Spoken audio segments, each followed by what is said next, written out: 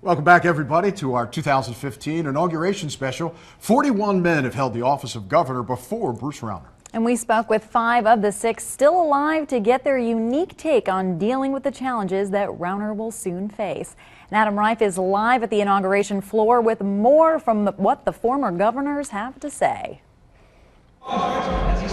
Well, it was an honor and it was a pleasure to sit down with each of these 5 gentlemen and hear them speak with some historical perspective about the daunting task at hand. Between them, decades of experience in the governor's office. They still talk about their successes with pride, talk about their mistakes with some regret, but they say for better or for worse, they worked with the better interest of Illinoisans in mind. Collectively, between them, 10 inauguration events like this. They say they're all exciting and memorable in their own right, but soon the pomp and circumstance of today will give way to a larger mission. It was the most exciting moment in my public career. It's a tough job, and it's a lot of fun if you do it right. It was very exciting because nobody had expected me to win. It's a big, challenging job, but it's a noble job, I think. It's one of the best political jobs in America. A new era in Illinois politics approaches as a self-styled outsider prepares to assume the highest office in the state. The men who served before him understand the challenges, the egos, and the pressure. We're here in the south wing of the Illinois State House, commonly called the Hall of Governors. The portraits of every Illinois governor hangs on these walls, except for most recent Governor Pat Quinn and the man who may be the most notorious politician in state history. We'll get to him a little bit later. Bruce Rauner will soon walk these halls as the state's 42nd governor. We sat down with 5 of the 6 men still alive who held the office before him to talk about the challenges they faced, the egos they dealt with, and the future of the state of Illinois. Dan Walker served as governor from 1973 to 1977. His campaign, a nearly 1,200-mile walk from the state's southern tip to the northern border. Well, it was a wonderful experience, but very tiring.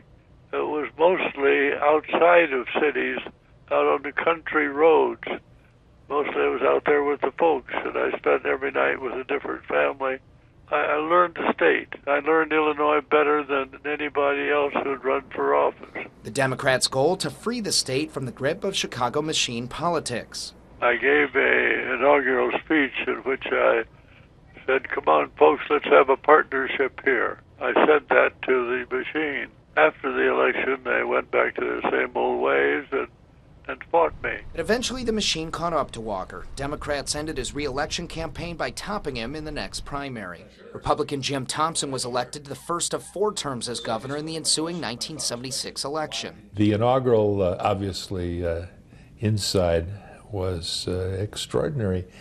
You know, when you think, 37 men had been governor of Illinois until I came along, and out of a whole state of 11 million since 1818, it just overwhelms you the first time to think that the people have chosen you to do this. He served 14 years, the longest-serving governor in state history. I wanted to show the people of Illinois that I was working for them, and I was the only governor in the Midwest to run for re-election. That's how tough times were.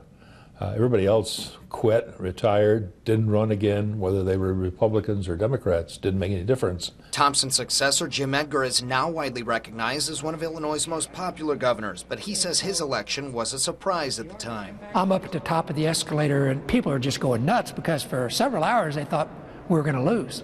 And now we won. And it was the most electrifying moment of my, as I said, my public career. Like those before and after him, Edgar says his success came from a strong supporting staff. I had the luxury that I took over from Jim Thompson. We both were Republicans.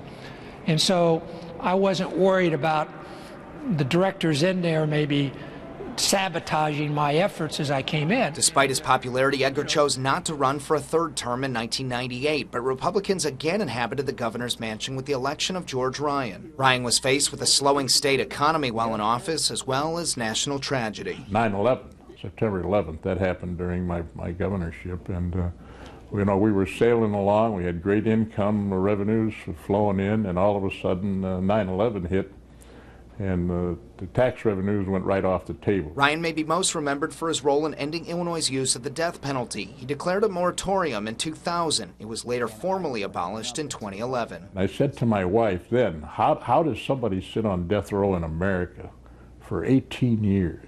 18 years on death row. Now just think about that. And they talk about justice. I don't see where the justice is in this. That's what I started to do, was to change it to make sure that there was never an innocent person put to death. There's one former governor you won't see in our story, and you'll likely never see his portrait hang on these walls. We reached out several times to Rod Blagojevich. We received this email saying inmate Blagojevich has declined our request for an interview. It comes from the Federal Corrections Institute in Colorado, where he's currently serving 14 years in prison for corruption charges.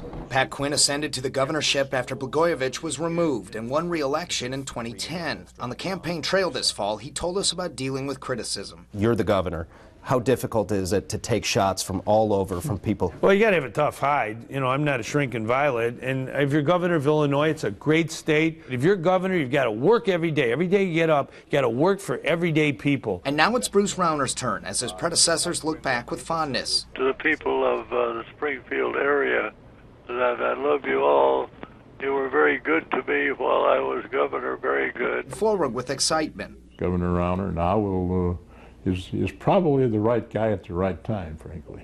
And I'm encouraged and I'm kind of excited. He also has made it very clear, this is going to be the state capital. He's going to move the state capital back to Springfield. Even if from afar. I kind of cringe because I don't believe in offering advice to someone who hasn't asked me for it, right?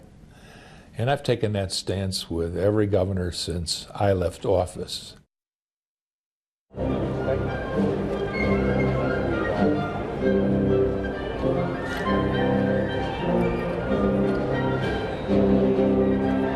Well, as you can see, we got a chance to Adam, speak with each of the gentlemen there. And it was just an honor to hear them talk about it because they don't have a stake in the game right now. Their elections are long past. And when you hear Governor Thompson talk about looking forward for Bruce Rauner and saying, I'm not going to offer any advice, that comes from experience. He laughed. Probably the biggest laugh of the interview is when he said that comes from wisdom because he didn't want advice from someone unless he asked for it, and he feels Mr. Rauner feels the same way. Guys? Now, Adam, you mentioned that they didn't want to give any advice, but did they offer any insight onto how difficult it is to work with the General Assembly when you're trying to, as a governor, trying to see your goals carried out? Did they offer any insight into that? Jen, a little difficult to hear you, but I think you're asking about the General Assembly here. We've heard Mr. Rauner talk all throughout the campaign, and especially after the election, November 4th. He wanted to meet with each of the lawmakers individually and forge a personal relationship with them. Talking about the former governors we heard just moments ago, a lot of those were Republicans as well, dealing with Democratic General Assemblies. They say it just takes time, you have to earn trust. Now, that's easier said than done because we have never seen a General Assembly or state politics more fractured than what we see right now. Adam, I'm curious, Vince here. The former governors you spoke with all talking about their fond memories. I'm wondering if any talked about any regrets or any mistakes that they wish that if they had to do it over again, they would have done something different.